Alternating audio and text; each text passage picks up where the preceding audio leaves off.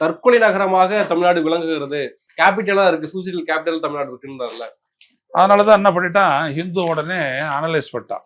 நம்ம எல்லாம் பண்றதுக்கு முன்னாடி data discrepancies in Lok Bhavan statement on government address அப்படின்னு சொல்லிட்டு 4வது பக்கத்துல எழுதிட்டான். இவர் கொடுத்த டேட்டா என்னது, அதுல என்னென்ன பொய் இருக்குது அப்படின்றத எழுதிட்டான். பொய்ன்னு சொல்லாத தரவுகள் இருக்கக்கூடிய வேறுபாடு டிஸ்கிரிபன்சி அப்படின்னு சொல்லிட்டான். உள்ளபடியே எந்த மாநிலம் முதல்ல இருக்குது தற்கொலையில அப்படின்றத சொல்லிட்டான்.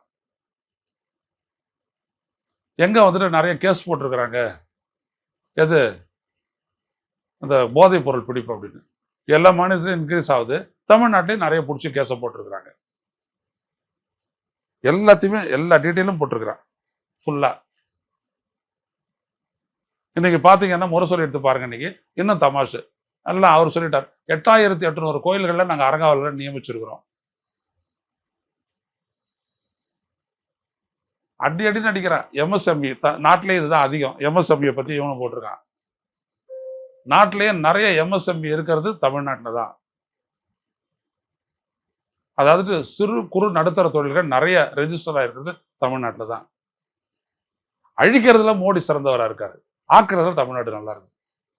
அதனால இவரெல்லாம் சும்மா, அந்த ஆளுக்கு எதுவுமே தெரியாதுங்க.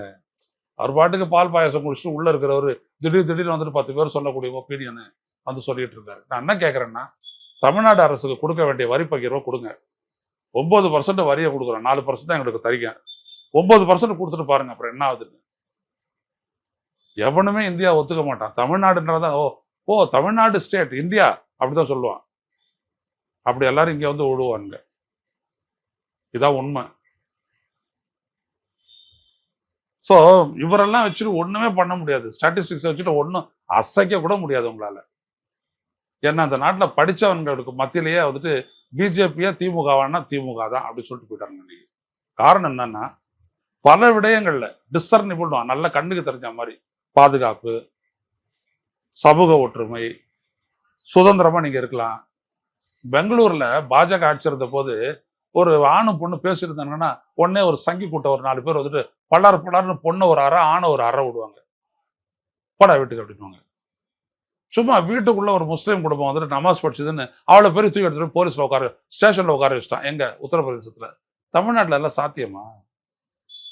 ஸோ பீகார்ல அந்த பொண்ணு போட்டிருக்க அதை வந்துட்டு இழுத்து வரானு, இங்க அது நடக்குமா? அது நிதிஷ்குமார் எடுத்து பாரு. இந்த இந்தியாலேயே பெண்கள்ல முஸ்லீம் பெண்கள் நிறைய படிக்கிறது, நிறைய சந்தோஷமா இருக்கிறது எங்கன்னு பாரு, தமிழ்நாடு. கேரளாவுக்கு முன்னாடி தமிழ்நாடு இருக்குது. ஏன் இருக்குது?